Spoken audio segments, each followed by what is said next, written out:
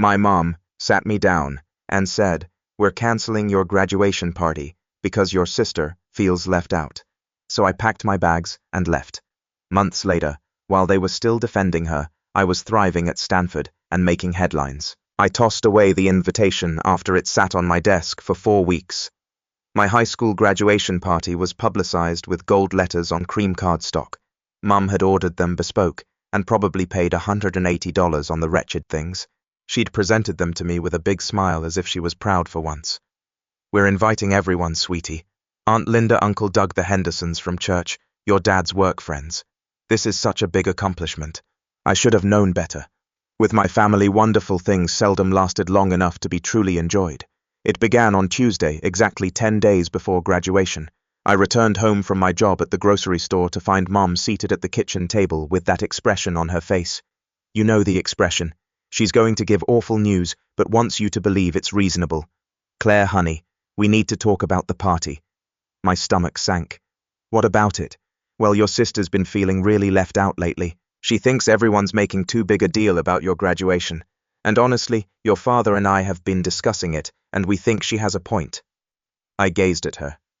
"Amber's 16th. She's in 10th grade. What does my graduation have to do with her?"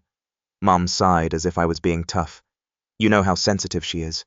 She's been crying in her room every night because she feels invisible. All anyone talks about anymore is you. You. Your accomplishments, your future, your college plans. She feels like nobody cares about her anymore because I'm graduating high school. Something that happens once in a person's life. Don't be dramatic. Claire, we just think it would be better if we postpone the party. Maybe do something smaller, quieter. Amber suggested we could have a family dinner instead. Just the 5 of us. Wouldn't that be nicer? Anyway, more intimate. The 5 of us. Mom, Dad, Amber, me and my younger brother Ethan, who was 12 and couldn't care less about any of this drama. He just wanted to play Fortnite and eat pizza rolls. You want to cancel my graduation party because Amber's feelings are hurt, that people are congratulating me. We're not canceling it. We're postponing it. For when? After she graduates in 2 years, so she can feel special too. Mum's expression tightened. You're being selfish right now. This is exactly what we're talking about. You always need to be the center of attention. The irony was so heavy I could have choked. I had spent my entire life as the unseen child. Amber, the newborn girl with huge blue eyes and golden hair, could do no wrong. When she had tantrums at 13, she was expressing herself. When I got upset at 13, I was being difficult and needed to improve my emotional management. Amber achieved honor roll once in 8th school, and her father brought her to Disneyland. I'd been on the honor roll every semester since 5th grade, and the most attention I'd ever received was a "That's nice, honey," as Dad glanced through his phone. She wanted to attend dance classes, so we did. She wanted a new laptop. She received a new laptop. She decided she wanted to play guitar, and 2 lessons later, a $350 acoustic guitar was sitting in her room, at which time she became bored and stopped. I had worked since I was 17 to buy my first vehicle, a beat-up 2009 Honda Civic with a scratch in the passenger door and a tape deck that barely worked. I paid for my own gasoline insurance and everything. I had applied to 12 colleges and was accepted into 8 of them, including my favorite school across the nation. I'd obtained a partial scholarship based on my GPA and test results. I'd done everything correctly. And now they want to cancel my graduation celebration because my sister can't face 4 hours of people congratulating me instead of her. "I'm not postponing my party," I responded calmly. "You already sent out invitations. People already bought gifts. Aunt Linda's driving 4 hours to get here. We'll call everyone and explain. They'll understand." "I don't understand." I said, "Claire, you need to be more understanding. Let Amber have the spotlight for once." Is that really so much to ask? Something inside of me cracked. For once, are you actually serious right now? Amber has had the spotlight my entire life. Every single thing she's ever wanted she's gotten. Every accomplishment of hers gets celebrated like she won the Nobel Prize, while mine get ignored unless they somehow benefit you. I'm graduating with honors. Mom, I'm going to Stanford on a scholarship. And you want to cancel my party because Amber's jealous. Don't raise your voice at me. Mark, don't treat me like I'm disposable. Dad strolled in, still dressed for work. Tie loosened around his neck. "What's all the yelling about? Your daughter's being unreasonable about the party situation," she remarked. "Our daughter graduated top 10% of her class, and you're canceling her party. I told you those are the facts." Dad massaged his forehead. Look, Claire, your mum and I already decided. We're doing a family dinner instead. Amber needs to feel valued too. By taking away something from me. How does that make any sense? Because you're 19 now. You're an adult. You should be mature enough to understand that sometimes we make sacrifices for family. Sacrifices for family, right? Like how you sacrificed my entire childhood to make sure Amber felt special every second of every day. Fine, I heard myself saying. Cancel the party. Mom genuinely grinned. Thank you, sweetheart. I knew you'd understand once we explained it properly. I'm going upstairs. I strolled to my room on autopilot, closing and locking the door. Then I took out my phone and accessed the banking app. I'd been saving money since I was 17. Every grocery store job, every birthday present from my grandparents, and every dollar I could scorch together. I told my parents I was saving for college, which was partly true, but in reality, I was saving for my independence. The balance showed $9.1545. It wasn't a fortune, but it was mine. Money they couldn't touch, seize, or use to control me. I grabbed my laptop and started browsing for flats near Stanford. Move-in wasn't until August, but many properties offered summer leases. I could work full-time throughout the summer, save more money, and get comfortable before school starts. My phone vibrated with a text from Aunt Linda. I'm so excited for your party next week. I'm delivering your graduation present early so you may spend it on college shopping. I am so proud of you, honey. My eyes stung. I blinked hard and replied back. Actually, the party is cancelled. Things related to the family. Long tale, but I'd still like to see you if you want to meet for coffee. She made an urgent call. Cancelled. Claire. What has happened? I told her everything. The entire tale flowed out like I'd been keeping it in for 19 years, and the dam finally burst. Amber's jealousy, Mom's manipulation, Dad's utter disregard for my feelings, and the pattern of favoritism that had defined my entire upbringing. Aunt Linda was quiet for a long while. Pack your bag, she eventually said. You're staying with me until you leave for school. Aunt Linda, I can't ask you to. You aren't asking. I am telling you. Pack enough for several days and meet me at the Morrison Street coffee shop in 90 minutes. We will sort out the rest later. How about Mum and Dad? What about them? You're 19. They cannot stop you from going. She was correct. I was legally an adult. They couldn't stop me from walking out of the door. So that is precisely what I did. I packed my duffel bag with clothing, toiletries, my laptop, and vital documents. Birth certificate, social security card, bank statements, admission letters, scholarship information, everything I needed to start a new life. When I took my bag downstairs, the home was still silent. Mom was in the kitchen preparing dinner. The fragrance of garlic and tomatoes filled the air, most likely from her renowned spaghetti sauce. Dad was in the living room watching the news. Amber was in her room, the door locked, undoubtedly messaging her buddies about how she had successfully persuaded our parents to cancel my party. I proceeded to the front entrance, carrying my bag over my shoulder and my diploma case in my hand. Claire, Mom called from the kitchen. Where are you going with that bag? Out where dinner is almost ready. I won't be here for dinner. She arrived in the doorway holding a wooden spoon. What are you talking about? I am leaving. I'll return for the rest of my belongings later, but I'm residing somewhere from now on. Dad stepped up from the sofa. You are not going anywhere. Do not be ridiculous. I'm 19. I can go anywhere I want. Claire Reynolds. You put that bag down right now. Mom shouted, her voice taking on the biting edge that used to make me shudder as a child. It didn't function anymore. You made your decision when you cancelled my party. I'm making mine. Amber's door opened. She stood at the top of the steps, bewildered, wearing pajama shorts and an oversized hoodie. What is going on? Dad remarked. Your sister is throwing a tantrum. I am not hurling anything. I'm just finished. I'm done being the backup child. I am done being throwaway. Stop pretending this is a normal family where members care about each other, rather than just manipulating each other to feel better about themselves. How dare you, Mum whispered. After everything we've done for you. Like what? Can I cancel my graduation party? Wait, I should be grateful for that, right? Because it taught me how to be kind and unselfish. So congrats, Mom. I've learned my lesson. I understand completely now. I opened the front door. If you walk out that door, don't bother coming back, my dad advised.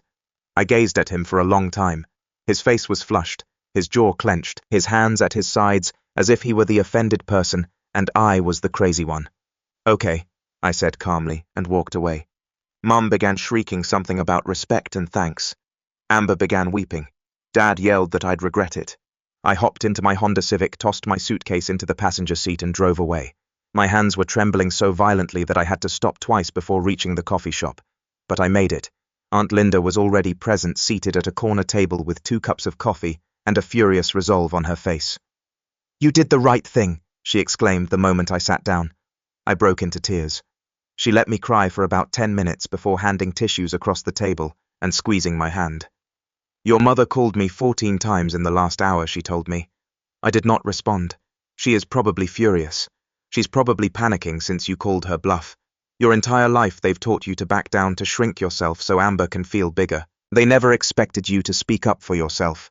What if I've made a tremendous mistake? Did you? I truly thought about it.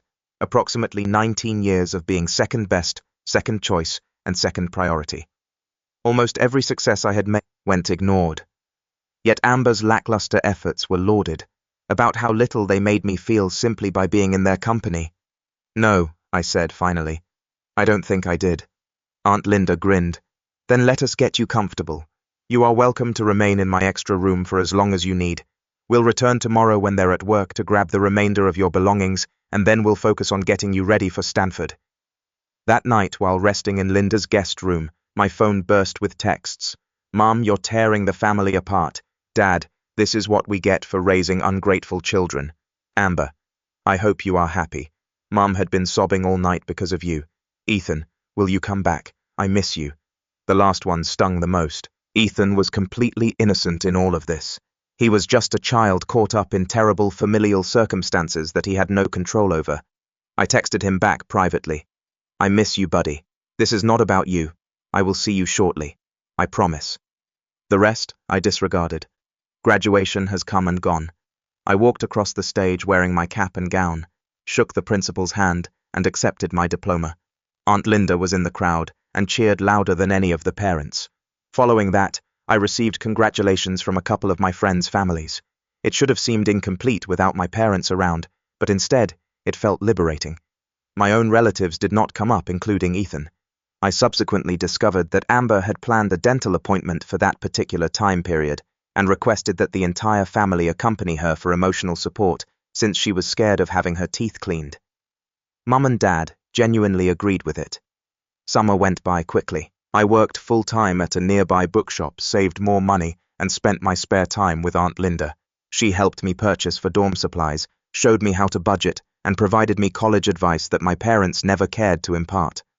The bookstore work became somewhat of a haven for me. My boss, Diane, a retired English professor, became interested in my narrative. She never cried yet. She listened when I needed to speak. She offered books on family dynamics and personal development, sliding them into my employee discount pile with a knowing smile. "You remind me of my daughter," she said to me during a sluggish afternoon shift. "She had to leave home young too. Sometimes the bravest thing you can do is admit when remaining will ruin you."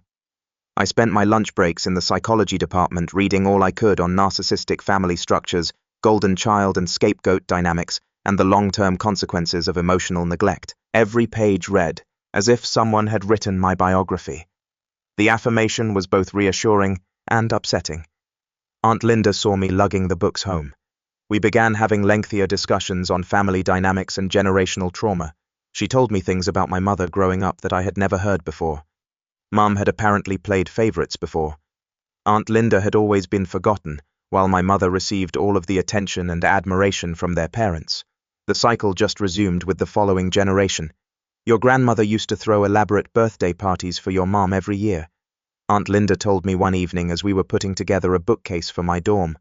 Professional decorations, catered food ponies, the whole 9 yards. My birthdays involved sheet cake and a few relatives in the garden.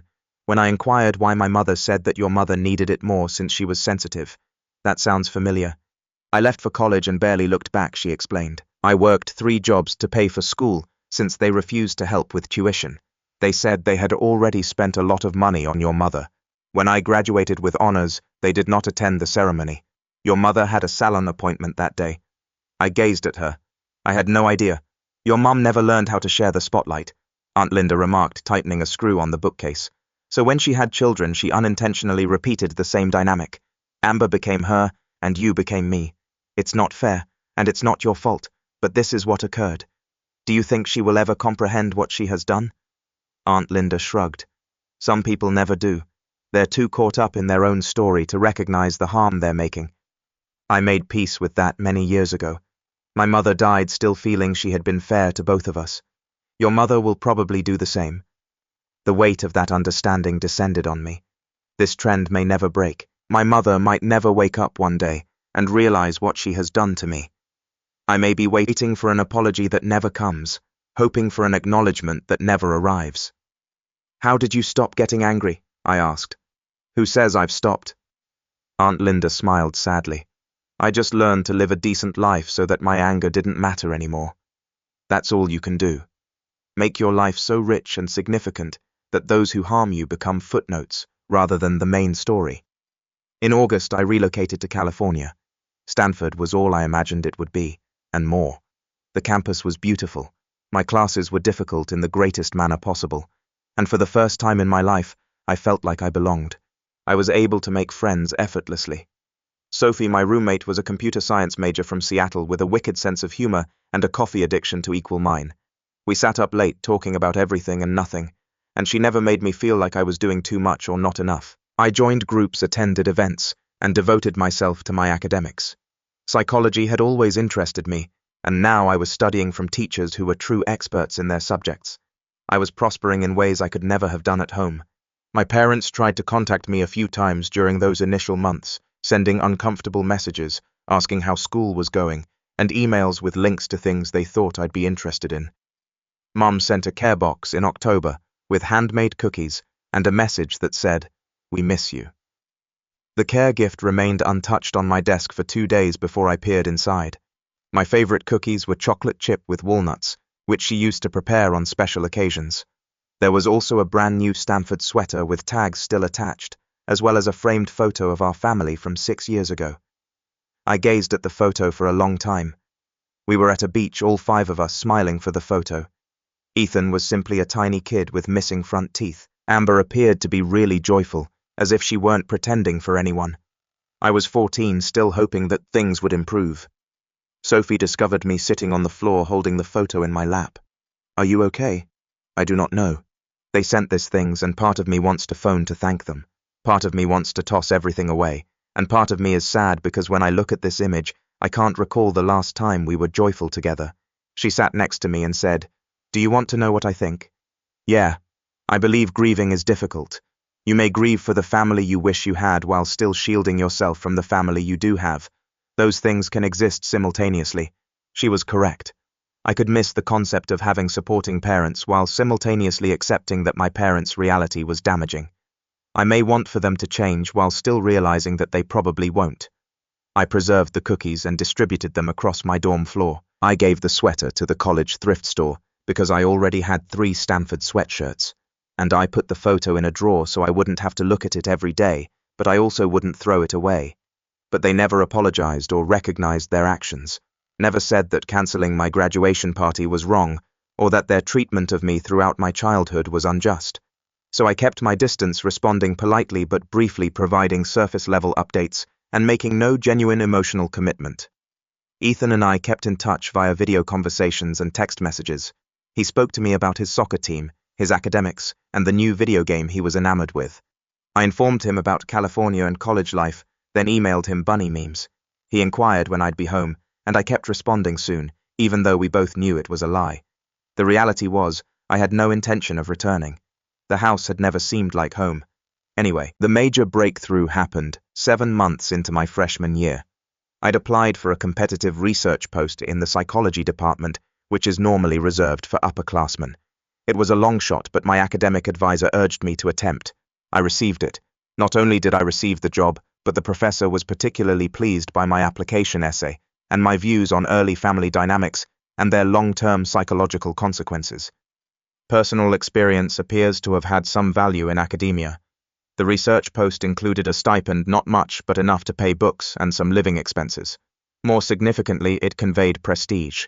Getting this job as a freshman was almost unheard of, and it looked great on a resume. I was working in a genuine psychology lab, doing serious research for a paper that would eventually be published in an academic publication. My name would appear on that publication. At the age of 20, I was already accumulating qualifications that would prepare me for graduate school and other opportunities. I made a modest message on social media, including a photo of myself in the lab wearing a visiting ID and clutching a clipboard. I'm excited to begin my research post in developmental psychology. Dreams really come true. The response was astounding. Friends from high school applauded me. Professors from my department offered encouraging comments. Even folks I hardly knew sent encouraging words. Mrs. Carter, my high school English teacher, made the most impactful observation. "However, I always felt you were destined for big things, Claire. I'm really pleased to see you succeeding." I screenshotted the comment and forwarded it to Aunt Linda. She answered with around 15 heart emojis. What I didn't expect was silence from my relatives. No likes, comments, or anything. Even Ethan, who typically reacts to anything I publish, remained silent. I then discovered that Amber had set up a family group chat just to criticize my article, labeling it attention-seeking and rubbing their noses in it. Apparently, she had persuaded everyone to overlook it as a group effort. The pettiness would have been amusing if it hadn't been so tragic. Friends and instructors have left 67 comments and likes. Aunt Linda posted it with a remark about how proud she was. I didn't think much about it until my phone called 3 days later. Mom's name displayed on screen. I almost didn't respond, but curiosity got the better of me. "Hello, Claire. Hi. How are you?" Her voice was too cheerful, the tone she used when she wanted something. "I am fine. I'm busy with school. I saw your post regarding the research. That is fantastic, honey. Very impressive. Thanks. Listen, I was wondering if you could come home for spring break. It's been a long time since we saw you. Amber genuinely misses you." I questioned it, but I didn't protest. "I intend to stay here during spring break. I have work. Surely you could have a few days off. We'd love to visit you, and you may tell us about your studies and research position. I am sure everyone would be quite eager to learn about it." There it was. Everyone, including extended family, church friends, and neighbors, they could brag to others about their daughter's significant studies at Stanford. Now that I had something outstanding to show off, they wanted me to go home. "I'll think about it." I lied. "Great. I'll make plans to have you here." "Oh, Claire, your father and I were chatting and we'd want to make things up to you. We understand that we may have handled your graduation celebration poorly. We thought we'd throw you a belated celebration while you were home. Invite everyone. Make it truly special. May have handled things poorly." That was as near to an apology as I was going to receive. I replied, "I will think about it. I have to go. I have class." I hung up before she could reply. Sophie glanced up from her laptop. "Let me guess. Family. My mum wants me to come home for spring break so they can throw me a party and show me off to everyone now that I have something worth bragging about. Are you planning to go?" "Absolutely not." She grinned. "Good. We're traveling to Mexico with Lily and Hannah. I've already bought my plane tickets. You're joining us." And just like that, spring break was arranged. 4 college girls, an inexpensive resort, and no family stress for a week. It was perfect. Mexico was just what I needed. We spent mornings at the beach, afternoons touring local markets, and nights trying different restaurants and laughing so hard our tummies hurt. Lily taught us basic Spanish phrases, most of which we botched horribly. Hannah pulled us to every photo opportunity she could find, creating a whole Instagram aesthetic around our vacation. On the 3rd night, we found up at a small tavern with live music. The band was performing renditions of American songs with a Latin touch, and their enthusiasm was contagious. We danced till our feet hurt, drank fruity cocktails that were much stronger than they tasted, and discussed our future goals. "I wanted to open my own practice someday," I told them, yelling above the music. "Help children who grew up like me. Make sure they understand it's not their fault." Sophie lifted a glass. "To Dr. Claire Reynolds, future therapist and destroyer of toxic family systems."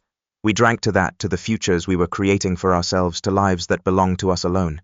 I shared photographs from Mexico on social media, featuring beach sunsets, fruity beverages, laughing with pals, and enjoying my best life without them. Mum left multiple voicemails inquiring why I didn't come home. Dad sent me a harsh text message suggesting I was being rude. Amber shockingly said nothing at all. That should have been my first caution flag. The true explosion occurred in April, just before exams. I was invited to discuss my study findings at an undergraduate symposium. It was a tremendous opportunity to present in front of professors, graduate students, and visiting academics from other universities.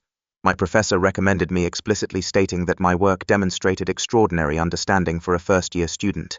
I shared about it on social media, identifying the university, and thanking my lecturer. Stanford's official page picked up the message and disseminated it extensively. The hometown's local news picked up on it and published a little item titled, "Local Graduate Makes Waves at Stanford." That article featured information about my study scholarship lab position and remarks from my professor regarding my chances of attending graduate school and pursuing a psychology profession. My phone started exploding immediately. Suddenly, everyone at home wanted to congratulate me, including neighbors. I hardly knew high school instructors and distant cousins I hadn't communicated with in years. And then Amber called. I almost refused it out of habit, but something compelled me to answer. "What? Don't you think you're so special?" Her voice trembled with wrath. "Amber, what are you talking about? Stanford this, research that. Everyone is quite proud of Claire. Do you know what it's been like here? Everyone is asking about you, bragging about your accomplishments and acting like you're some kind of genius when I'm simply the other daughter no one cares about."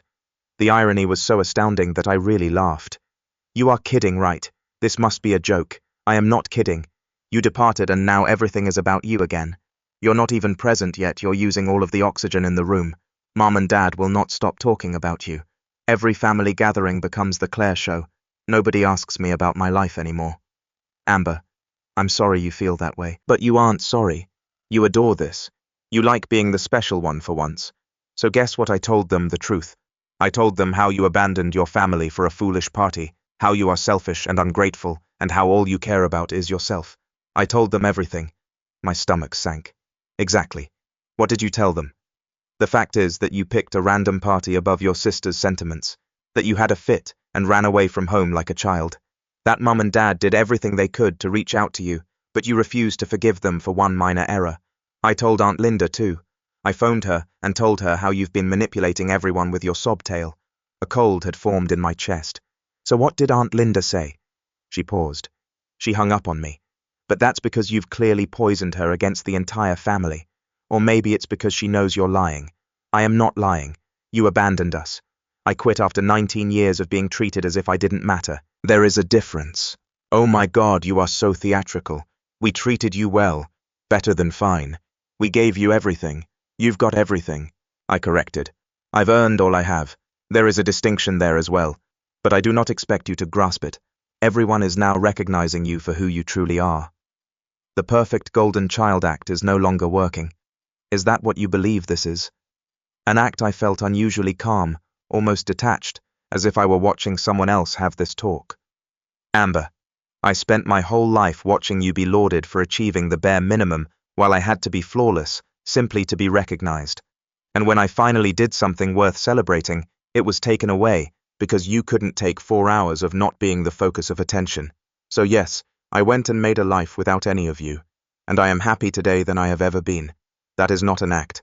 That's simply me finally being able to exist without continually reducing myself for your benefit. You're such a— I am done with this talk. Do not call me again." I hung up and immediately called Aunt Linda. She answered the first ring. "I was about to call you," she explained. "Amber just lost her damn mind at me." "Did she call you?" "Oh honey, she did more than just make a call. She walked up at my house yelling about how I had damaged her family by urging you to leave. My mother was with her. My blood became chilly. Was Mom there?" "They ambushed me after my morning walk," Aunt Linda explained. "Started ranting about how I twisted you against them. You've turned into an ungrateful monster who believes she's too good for her own family." Amber was really frantic, sobbing, yelling and saying nasty things about you. "I'm so sorry you had to deal with that. Do not apologize. Do you know what occurred next? Your mother began agreeing with her. I started telling Amber that she was correct, that you had always been selfish and difficult, and that they should have been harsher on you growing up." Claire. I've never heard anyone talk about their own child that way. I felt numb. "What did you say?" I told them exactly what I felt. That they'd spent 19 years ignoring you in favor of Amber, that they'd caused this whole mess by canceling your graduation party out of spite, and that you were succeeding at Stanford precisely because you'd moved away from their poisonous behavior. Then I warned them to leave my property before I contacted the police. Have they left eventually, but not before Amber experienced a full meltdown. She began shouting about how you had stolen her life, how everything should have been hers, and how it was unfair that you could be successful while she was trapped at home being average. Your mother did not even attempt to calm her down. She simply stood there agreeing with everything Amber said. How about Dad? He was inside the automobile. Never even made it out. just sat there like a coward while his wife and children harassed me on my own doorstep. I fell onto my bed phone placed to my ear. "This is insane. It's reality," Aunt Linda remarked gently. "This is who they truly are, Claire. And frankly, I believe Amber did you a favor. She taught you that no matter what you do or how successful you become, they would never be pleased for you. They'll always find a way to make everything about themselves, to downplay your accomplishments, and to punish you for daring to outshine Amber. You needed to see that clearly." She was correct, but it still ached.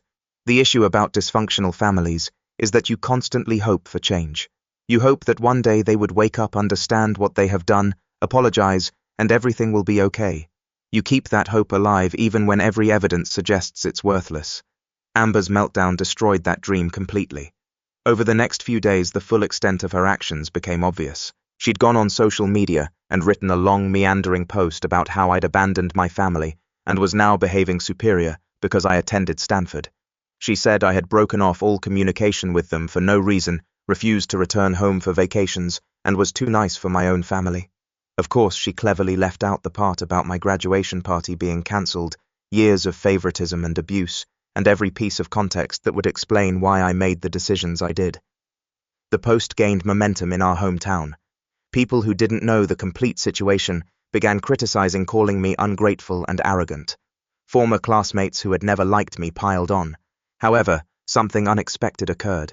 Other individuals began to speak up, including classmates from high school who had experienced my family dynamics firsthand, professors who had noted the gap in how my parents handled their two daughters, and even some family friends who had always been unhappy with how Amber was treated compared to how I was. They shared their own memories, such as how they saw me working numerous jobs, while Amber received a weekly allowance, and how my parents missed my academic award ceremonies, but never Amber's dancing performances. They had overheard my parents disparage my successes while applauding Amber's lackluster attempts. The story Amber sought to tell crumbled beneath the weight of the reality. Aunt Linda responded with a calm but forceful statement of what had actually transpired. She didn't explicitly criticize my parents, but she did make it plain that there was much more to the tale than Amber was giving. Mrs. Carter, my old English teacher, posted a comment that made me weep. I taught both Reynolds' daughters. Claire was one of the brightest and most hard-working students I've ever had the opportunity to teach. She has earned every chance she has received. I'm not shocked she's succeeding at Stanford. I'm shocked she put up with her family's behavior for so long. The tide turned slowly, but it did change. Amber's post was removed within 72 hours. I learned from Ethan that she'd had a huge battle with Mom about the whole incident, yelling that everyone was turning against her and that it was all my fault. Mom attempted to call me. I didn't respond. Dad sent an email. I did not read it. Amber sent an SMS around 2:00 a.m. "I hope you are pleased. You have devastated this family." I blocked her number and went back to sleep. Finals came and went. I passed all of my examinations, gained a 3.98 GPA in my first year, and was asked back to the research lab for a paid work. During the summer, my lecturer was already discussing graduate school recommendations and prospective PhD programs. I was 20 years old with a bright and promising future ahead of me. Summer arrived. I stayed in California to work in the lab and attend a summer class. Sophie and I secured an off-campus apartment for the upcoming academic year. It was little and rather pricey, but it was ours. Aunt Linda came to visit in July. We spent a week seeing San Francisco, hiking Muir Woods, and eating delicious meals. She met my friends, saw the lab, and attended one of my summer lectures. "Your parents missed out on an incredible daughter," she told me over dinner one night. "That's their loss, not yours." "Do you think they'll ever comprehend this?" I asked. She thought about the question carefully. "I honestly don't know.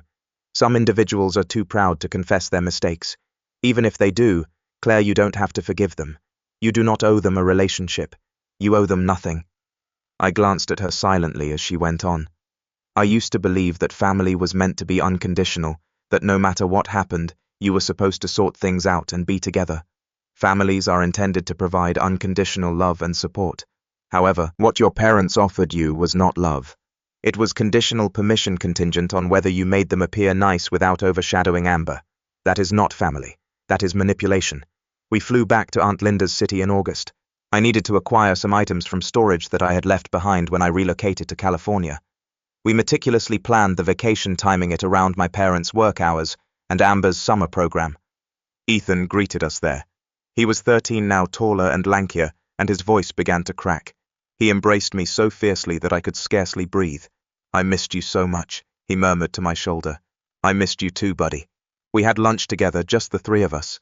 Ethan chatted constantly about everything I had missed, including his soccer team, new friends, and the books he'd been reading. He didn't say much about our parents, which told me all I needed to know about the situation at home. "Will you ever come back?" he eventually said, moving his fries about his plate. I looked at Aunt Linda and then back at Ethan. "Not to live number, but I'll pay you a visit, and when you're older, you're welcome to remain with me in California. What about college? Will you come back then, Ethan? I don't think I'll ever settle back here permanently. This place does not feel like home anymore." His expression dropped, but he nodded. "I get it. I heard what happened at your graduation celebration. That wasn't right. Who told you that I'm Aunt Linda?" She added, "I deserve to know the truth because everyone else is lying about it." I gripped his hand across the table. "None of this is your responsibility, okay? It doesn't affect my feelings for you. You are my brother. I adore you. That will never change. Even if I am connected to them," he asked, "especially because you are linked to them. Someone has to turn out normal in our family." He laughed, and the tension subsided. We spent the afternoon at the storage facility, going through boxes of my childhood mementos, yearbooks, old awards photos, plush animals, reminders of a life I'd had before everything came apart. Some of it I retained. The majority of things I donated or discarded. There wasn't much purpose in keeping on to memories that just made me upset. As we were carrying the final box into Aunt Linda's car, my mother's SUV arrived into the parking lot. Ethan became pale. "They're not supposed to be home yet." Mum parked 3 spaces away and stepped out. She appeared older than I recalled and exhausted. She approached gently as if she was frightened I might flee. "Claire, I heard you were in town. We're just leaving. Can we talk please, only for a few minutes?" Aunt Linda put her hand on my shoulder. "You don't have to." "I know." I looked at my mother. "You have 10 minutes. We walked a little distance from the car, far enough that Ethan and Aunt Linda couldn't hear us well. Mum twisted her wedding band around her finger, an anxious habit she'd had since I could remember. "How are you?" "I'm fine. School is fantastic. I love California." "That is good. That's extremely nice." She hesitated. "I saw the article about your research. Yeah, you're accomplishing wonderful things, Claire. I am proud of you." I had waited my entire life to hear those words, and suddenly they seemed hollow. "Have you come to apologize?" I asked plainly. She flinched. "I'm here to let you know that we miss you. It's not the same without you." "That's not an apology. I know we made mistakes with the party, with how we handled things, but we're still your family. You called off my graduation party because Amber was envious." "That was not a mistake, Mom. It was a decision. One of many decisions you and Dad made over the last 19 years that told me exactly where I fit in our family. It wasn't like that. So what was it like? Describe it to me. Explain why." "It was fair that Amber received everything she wanted, while I had to work for shreds of acceptance. Explain how it was fair to cancel the one event intended to recognize my accomplishments because your other daughter couldn't stand not being the focus of attention for 4 hours. Amber was struggling. I was suffering too. I struggled throughout my youth, but nobody noticed since I didn't throw tantrums. I simply worked harder, believing that ultimately it would be enough. But it never was right, because the issue was not that I wasn't talented enough. The trouble was that I was not Amber." Mum's eyes flooded with tears. "I don't know what you want me to say. I want you to say you were wrong. I'd like you to admit that you treated me unfairly. I want you to accept true responsibility, rather than simply claiming you made mistakes as if it were a simple misunderstanding. I did the best I could. Your best was not good enough, and I'm not going to continue pretending it was simply to make you feel better about yourself." She wiped her eyes. "Is that it? Are you going to cut us off forever? I am going to live my life. If you want to be a part of it, you know just what to do. But I'm not going to pursue you anymore. I'm done reducing myself so you can feel like a decent parent." I walked back to the car. Ethan was weeping softly. Aunt Linda had her arm around him. "Let's go," I whispered gently. We drove away, and I did not glance back.